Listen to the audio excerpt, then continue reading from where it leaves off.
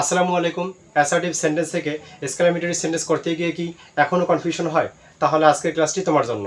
আজ আমরা সবচেয়ে সহজ টেকনিকে শিখব কিভাবে অ্যাসার্টিভ সেন্টেন্সকে এক্সক্লামেটরি সেন্টেন্সে পরিবর্তন করতে হয়।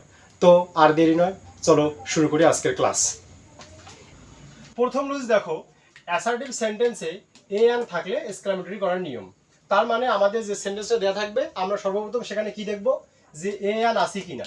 যদি আমরা সেই সেন্টেন্সে এ অ্যান পাই তাহলে আমরা এক্সক্লামেটরি করার জন্য এই চারটে স্টেপকে ফলো করব। প্রথম স্টেপটা কি, প্রথমে হোয়াট বসাবো। দেখো প্রথমে হোয়াট, এরপরে কি প্রদত্ত এ বা অ্যান বসাবো, তারপরে কি ভেরি গ্রেট মোস্টের পরের অংশ বসাবো, আর সর্বশেষ ভেরি গ্রেট মোস্টের কি আগের অংশ বসাবো এবং একই সঙ্গে এক্সক্লামেশন অফ মার্ক বা আশ্চর্যবোধক চিহ্ন বসাবো। একটা আমরা এক্সাম্পল দেখি। এখানে দেখো, the garden is a very beautiful, exclamatory করতে বলছে। তো দেখো এই বাক্যের মধ্যে সর্বপ্রথম আমি বলছি যে আমরা কি দেখব, এই যে এ আনটা আছে কিনা এটা দেখবো। তা আমার দেখো এই বাক্যের মধ্যে আছে কিন্তু এ, তা যেহেতু আছে তার মানে এই চারটি স্টেপে আমাকে কি করতে হবে, এক্সক্লামেটরি রূপান্তরিত করতে হবে। তো প্রথমে যেহেতু এ বা অ্যান আছে, প্রথমে আমাকে হোয়াট নিতে বলছে। দেখো এই কারণেই আমরা কিন্তু এখানে প্রথমে কি হোয়াট নিছি। আর তারপরে কি 2 নম্বর স্টেপ, প্রদত্ত এ বা অ্যান বসাবো। তার মানে বাক্যের মধ্যে যদি এ থাকে তাহলে এ নিব, অ্যান থাকলে ওইটাই কিখানে নিয়ে এসে বসাবো। তাহলে এই যে এই কারণেই এ ছিল, এই কারণেই আমরা এ বসাইলাম। এরপরে 3 নম্বর স্টেপ কি, ভেরি গ্রেট বা মোস্টের পরের অংশ বসাবো। তো দেখো আমাদের প্রদত্ত যে সেন্টেন্সটা ছিল এখানে দেখো ভেরি আছে, এবং এই ভেরি এর পরের অংশ কি, এই যে ফুল স্টপ পর্যন্ত অংশটা কি বিউটিফুল। তা যেহেতু পরের অংশ বিউটিফুল, এখানে কিন্তু ভেরিয়ের পরের অংশ 3, 4, একাধিক, 5টা, 7টা যে কোনো একাধিক ওয়ার্ড থাকতে পারে। তো এক্ষেত্রে যেটাই থাকবে মানে এর পরে যাই থাক সবাইকে কি নিয়ে আসতে হবে। তো আমার এখানে জাস্ট একটা ওয়ার্ড ছিল, এই কারণে আমি একটা ওয়ার্ডে লিখছি। একাধিক থাকলে এই একাধিকে আমরা কি এখানে লিখতাম। এরপরে 4 নাম্বার স্টেপ কি, ভেরি গ্রেট মোস্টের আগের অংশ বসে এবং একই সঙ্গে এক্সক্লামেশন অফ মার্ক হয়। তাহলে এই যে ভেরি গ্রেট বা মোস্টের আগের অংশ কি, দ্য গার্ডেন ইজ, এখানে এ সহ আছে। কিন্তু আমরা এটা আর একবার লিখবো না, এই কারণেই লিখবো না কারণ এ তো আমি প্রথমবার লিখেই ফেলছি। অর্থাৎ আর্টিকেল এ ছিল তাহলে এ লিখছিলাম, এ অ্যান থাকলে অ্যান লিখছিলাম, তার মানে এটাকে আলাদাভাবে আর লেখার প্রয়োজন নাই। তাহলে এর আগের অংশ দাঁড়াচ্ছে দ্য গার্ডেন ইজ। এই কারণে দেখো বিউটিফুলের পরে দ্য গার্ডেন ইজ পরের অংশ বসাইছি এবং একই সঙ্গে এক্সক্লামেশন অফ মার্ক। ঠিক আছে, তো একইভাবে আরেকটা এক্সাম্পল দেখো, এই football is an exciting game, exclamatory করতে বলছে। তো এখানে একটা ব্যাপার খেয়াল করে দেখো যে এই বাক্যের মধ্যে কোনো ভেরি গ্রেট বা মোস্ট নাই। তো যদি ভেরি গ্রেট বা মোস্ট না থাকে তাহলে আমাদেরকে এটা মনে করে নিতে হবে যে এই প্রদত্ত আর্টিকেলের পরে সে আসে, এটাকে মনে করে নিতে হবে এবং ওইভাবে মনে করে নিয়েই কি এই একই নিয়ম অনুসারে এটাকে রূপান্তরিত করতে হবে এক্সক্লামেটরিতে। তো আমরা দেখি এখানে যেহেতু এ অথবা অ্যানের মধ্যে কি অ্যান আছে, তাহলে আমার চোখ বন্ধ করে এখানে প্রথম স্টেপ অনুযায়ী কি হোয়াট হবে। আর তারপরে কি এ বা অ্যান থাকলে যা থাকবে তাই নেবো, তো আমার অ্যান ছিল এই কারণে অ্যান নিলাম। আর তারপরে কি ভেরি গ্রেট মোস্টের কি পরের অংশ বসে। তা আমি তো বলছিলাম যে যদি ভেরি গ্রেট মোস্ট না থাকে তাহলে মনে করে নিতে হবে যে এই যে এখানে অর্থাৎ এই যে আর্টিকেলটা যা আছে এর পরে মনে করে নিতে হবে সেটা কি আছে।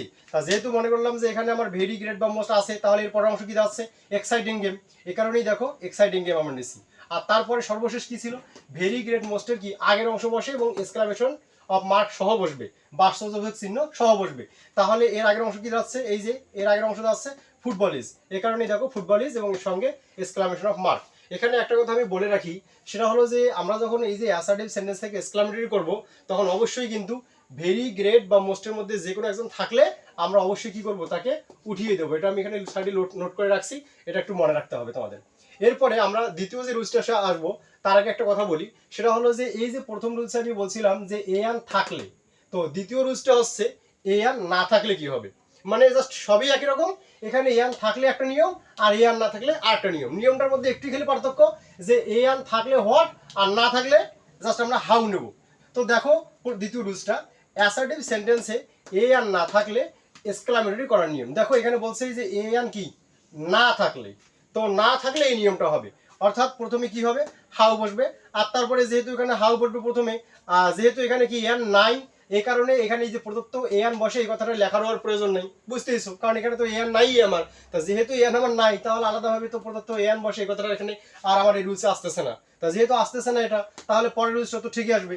এই দেখো পরের রুলসটা ঠিকই কিন্তু আসছে, একইভাবে আসছে। কি সেটা, ভেরি গ্রেট মোস্টের কি পরের অংশ বসে, যা এখানেও ছিল আমার, তাই এই কারণেই এখানে থাকবে সেটা। আর কি ভেরি গ্রেট মোস্টের কি আগের অংশ বসে, এবং দেখো এটাও আগের অংশ বসে, সব কিন্তু একই। তার মানে ডিফারেন্সটা দাঁড়াচ্ছে যে এ আন থাকলে একটা নিয়ম আর এ আন না থাকলে ওই একই নিয়ম, জাস্ট মনে রাখবা। খালি ডিফারেন্স কি, যে থাকলে হোয়াট নেব আর না থাকলে কি হাউ নেব। একটা এক্সাম্পল আমরা দেখি, the scenery was very charming exclamatory করতে বলছে। তো দেখো তো এই যে প্রদত্ত বাক্যটা, এই বাক্যের মধ্যে কোথাও কিন্তু এ অ্যান কি নাই। যেহেতু এ অ্যান নাই, তাহলে আমরা প্রথমে কি এই যে বলছে হাউ নিতে হবে, এই যে কারণে আমরা কি হাউ নিছি। আর তারপরে কি ভেরি গ্রেট মোস্টের কি পরের অংশ বসাবো। তো এখানে ভেরি গ্রেট মোস্টের পরের অংশ কি ছিল, চার্মিং, এই কারণেই দেখো আমার এই হাউ এর পরে চার্মিং বসছে। আর তারপরে কি বলছে, ভেরি গ্রেট মোস্টের আগের অংশ বসাবো, একই সঙ্গে এক্সক্লামেশন অফ মার্কও নিব। তাহলে সেটা কি, এই যে ভেরি গ্রেটের আগের অংশ কি, দ্য সিনারি ওয়াজ, এই কারণেই দেখো দ্য সিনারি ওয়াজ এবং সঙ্গে এক্সক্লামেশন অফ মার্ক। একইভাবে পরের আরেকটা এক্সাম্পল দেখো, time flies very fast exclamatory করতে বলছে। এবং এখানে দেখো আমার কোনো কি নেই, এ অ্যান নাই। তো যেহেতু এ অ্যান নাই, তাহলে আমার প্রথমে হাউ নিতে হবে, এই কারণে আমি হাউ নিলাম। আর তারপরে কি ভেরি গ্রেট মোস্টের পরের অংশ নেব। তো এখানে এই যে ভেরি ছিল, এর পরের অংশ কি ফাস্ট, এই কারণে এই যে হাউ এর পরে ফাস্ট। আর তারপরে সর্বশেষ কি বলছিল, ভেরি গ্রেট মোস্টের আগের অংশ নেব, একই সঙ্গে কি এক্সক্লামেশন মার্ক নেব। তাহলে এই যে ভেরি এর আগের অংশ টাইম ফ্লাইজ ছিল, এই কারণে এই টাইম ফ্লাইজ এবং সঙ্গে এক্সক্লামেশন অফ মার্ক।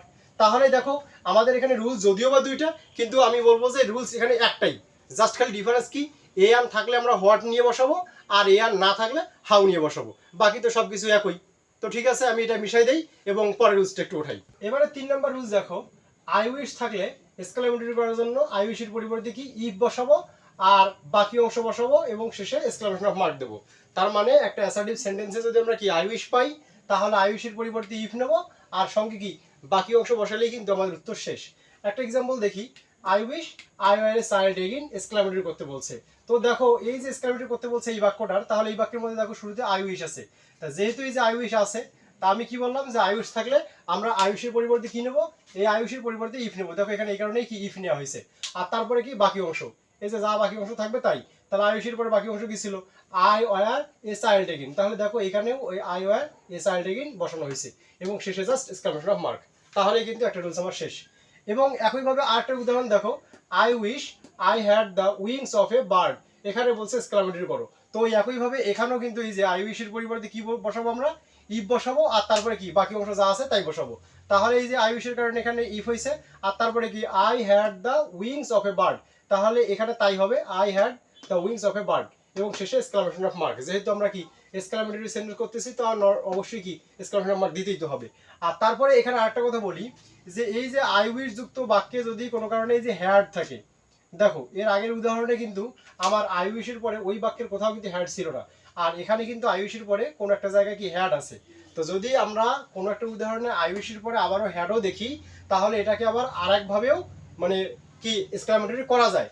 আমরা এইভাবেও করতে পারবো, কিন্তু আরও একটা নিয়ম আছে, সেটা হলো কি এই হ্যাড থাকলে আমরা সরাসরি হ্যাডটাকে সামনে দেবো আর বাকি সব কিছুকে ঠিক রাখবো। এক্ষেত্রে আই উইশ আর থাকবে না। ব্যাপারটা কি বুঝছো? আই উইশ নাই, বাদ গেল। তাহলে এরপরে কি থাকলো, হ্যাড থাকলো, আমি বললাম হ্যাডটাকে সামনে দেবো। হ্যাডটাকে সামনে দিয়ে বাকি থাকতেছে কি, যা থাকতেছে সব লিখবা। এই যে হ্যাডটাকে সামনে দিয়ে বাকি থাকতেছে আই, এই যে আই লিখলাম, তারপরে দা উইংস অফ এ বার্ড, এই যে দা উইংস অফ এ বার্ড এবং শেষে এক্সক্লামেশন অফ মার্ক। ওকে, এবারে 4 নাম্বার রুলস দেখো, it is a matter of joy অথবা রিজয় দ্যাট থাকলে আমরা কি লিখবো, হুররা এক্সক্লামেশন অফ মার্ক সঙ্গে বাকি অংশ। এক্ষেত্রে একটা ব্যাপার খেয়াল করে দেখো, যে আমি যে এই যে বললাম যে it is a matter of joy অথবা রিজয়েস দ্যাট, এটা থাকলে এটার পরিবর্তে আমরা কি লিখবো, হুররার পরে এক্সক্লামেশন অফ মার্ক হবে এবং এর বাকি অংশের পরে কিন্তু কি হবে, ফুল স্টপ হবে। আমরা এর আগে যতগুলা রুলস করছি অ্যাসার্টিভ থেকে এক্সক্লামেটরির, সবার ক্ষেত্রে কিন্তু সবার শেষে ছিল কি, এই সবার শেষে ছিল এক্সক্লামেশন অফ মার্ক। কিন্তু এই 4 নাম্বার রুলসে কিন্তু একটু ব্যতিক্রম, এই ব্যাপারটা তোমাদেরকে মনে রাখতে হবে। আমরা এই যে এখানে আরো একটা ব্যাপার দেখো, it is a matter of sorrow বা রিগ্রেট থাকলে আবার কি হবে, এলাস হবে এবং সঙ্গে এক্সক্লামেশন অফ মার্ক, আর তারপরে বাকি অংশের পরে কি ফুল স্টপ। একইভাবে ইট is a matter of shame বা অ্যাশেম থাকলে তার কি হবে, ফাই হবে এবং সঙ্গে এক্সক্লামেশন অফ মার্ক, আর তারপরে বাকি অংশের পরে ফুল স্টপ। এই তিনটা রুলস তো আলাদাভাবে পড়ার কিছু নাই, এই জন্য আমি এখানে একখানে করিয়ে দিয়েছি। তোমরা জাস্ট মনে রাখবা, এই যে জয় বা রিজয়েস থাকলে হুররা হবে, সরো বা রিগ্রেট থাকলে এলাস হবে, সেম বা অ্যাশেম থাকলে ফাই হবে। এতটুকু মনে রাখলে কিন্তু আমাদের কি এই তিনটে রুলসকে একসঙ্গে মনে রাখা যাবে। আমরা একটা এক্সাম্পল দেখি, এখানে দেখো, it is a matter of কি joy that we have won the game exclamatory করতে বলছে। তো দেখো এই যে it is a matter of joy that, এই যে এই পর্যন্ত, তাহলে এই যে জয় দ্যাট শুরু থেকে আমার কি এই পর্যন্ত দেখো আছে না এটা, তা আমি বলছিলাম এটা থাকলে কি হুররা হবে। তাই এই কারণে দেখো পরের বাক্যে আমরা এইটার কারণে কি একবারে হুররা দিয়ে এক্সক্লামেশন মার্ক দিছি। আর বাকি এরপরে বাকি থাকতেছে কি, we have won the game, তাহলে এই যে বাকি অংশ we have won the game এবং শেষে আমি বলছিলাম ফুল স্টপ এবং ফুল স্টপ। আর একটা ব্যাপারে আমি বলি, যেহেতু আমরা এই যে হুররার পরে we have won the game এটা লিখলাম, এটা পুরোটা মিলিয়ে তো একটা বাক্য, এ কারণে এই যে হুররা বা হুররের পরে এখানে উইটাকে বা এটাকে ক্যাপিটাল লেটারে লেখা যাবে না, স্মল লেটারে লিখতে হবে, এটা মনে রাখবা। এরপর একটা এক্সাম্পল দেখো, it is a matter of sorrow that he is কি আনডান, এক্সক্লামেটরি করতে হবে। তো দেখো এখানে কিন্তু সরোর কথা বলছে। তো সরো থাকলে আমি বলছিলাম কি, এই যে সরো থাকলে কি বলছিলাম আমি, সরো বা রিগ্রেট থাকলে কি এলাস। এই কারণে দেখো আমার এই সরো থাকার কারণে এখানে শুরুতে কি এলাস এবং সঙ্গে এক্সক্লামেশন মার্ক। আর তারপরে বাকি অংশ কি, এই দ্যাটের বাকি অংশ হি ইজ আনডান, এই কারণে এখানে হি ইজ আনডান। এবং অবশ্যই যেহেতু এই পুরোটা মিলিয়ে একটা বাক্য, এই জন্য এখানে মাঝখানে আর কি এই যে বড় হাতে দেওয়া যাবে না, কি স্মল লেটারে কি লিখতে হবে, এবং শেষে অবশ্যই ফুল স্টপ। তো দেখো আমরা কিন্তু খুব সহজভাবেই অ্যাসার্টিভ থেকে এক্সক্লামেটরির এই 4টে রুলসকে শেষ করলাম। এবং আমরা যদি এই 4টে রুলসকেই মনে রাখতে পারি, তাহলে কিন্তু অ্যাসার্টিভ থেকে এক্সক্লামেটরির আলাদাভাবে কোনো রুলস মুখস্থ করা লাগবে না। আজকের ক্লাসটি এখানেই শেষ করছি, পরবর্তীতে আবার দেখা হবে ইনশাল্লাহ। সে পর্যন্ত ভালো থাকুন, সুস্থ থাকুন, মুখস্থ নয় বুঝে শিখুন। এরকমই আরও সহজ ও কার্যকর ক্লাস পেতে জিসান একাডেমি চ্যানেলটি সাবস্ক্রাইব করে সঙ্গেই থাকুন। আল্লাহ হাফিজ।